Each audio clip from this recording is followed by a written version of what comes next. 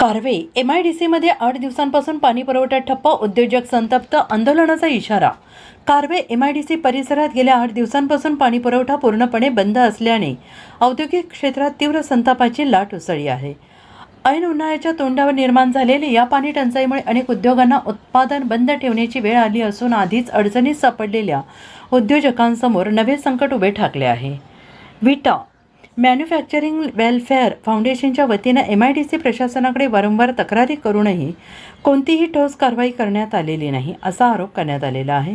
पाणी हा उद्योगाचा कणा आहे आणि तोच खंडित झाल्यास उद्योग कसा चालणार असा सवाल उद्योजकांकडून उपस्थित केला जातो आहे। या गंभीर परिस्थितीची दखल घेऊन येत्या 2 दिवसात तातडीनं उपाययोजना कराव्यात, अन्यथा सर्व सभासद आणि पदाधिकारी सांगली MIDC कार्यालयावर आंदोलन छेडतील असा इशारा फाउंडेशनने दिला आहे। पण दरम्यान या निवेदनाच्या प्रती MIDC सांगली कार्यालय, विटा पोलीस स्टेशन तसेच खानापूर विटा तहसील कार्यालय यांनाही देण्यात आले असून प्रशासनाने त्वरित हस्तक्षेप करून पाणी पुरवठा सुरळीत करावा अशी मागणी जोर धरते आहे।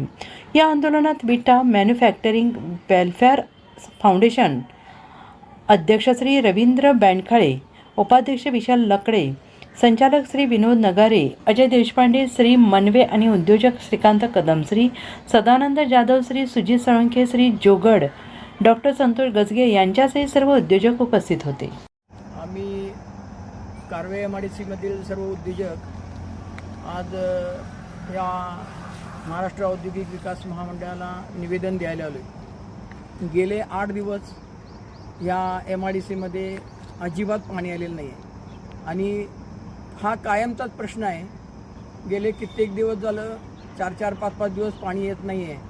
त्याचं कारण सांगितले तर पाईप लिकेज आहे, लाईट नाही आहे, अशा कितीतरी गोष्टी सांगितल्या जातात। आमची गेले कित्येक वर्षाची मागणी आहे की जी यशवंत पाणी पुरवठा संस्था आहे तिथून आम्हाला डायरेक्ट पाईपलाईनद्वारे पाणी मिळावं, जेणेकरून कायमस्वरूपी आणि व्यवस्थित पाणी पुरवठा होईल।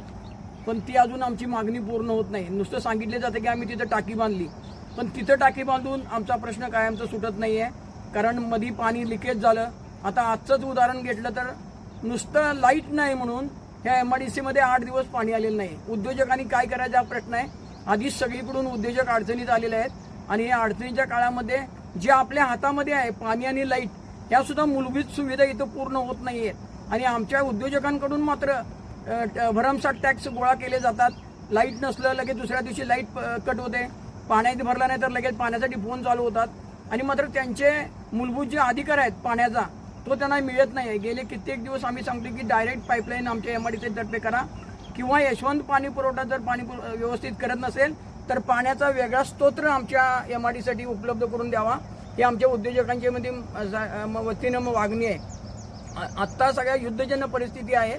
या युद्धजन्य परिस्थितीमध्ये LPG गॅसचा मोठा प्रॉब्लेम आहे, परत बाकीचे पेट्रोल डिझेलचे प्रॉब्लेम आहेत आणि त्याच्याबरोबर आमच्या आता नशिबाला हे पाण्याचा मोठा प्रश्न आहे।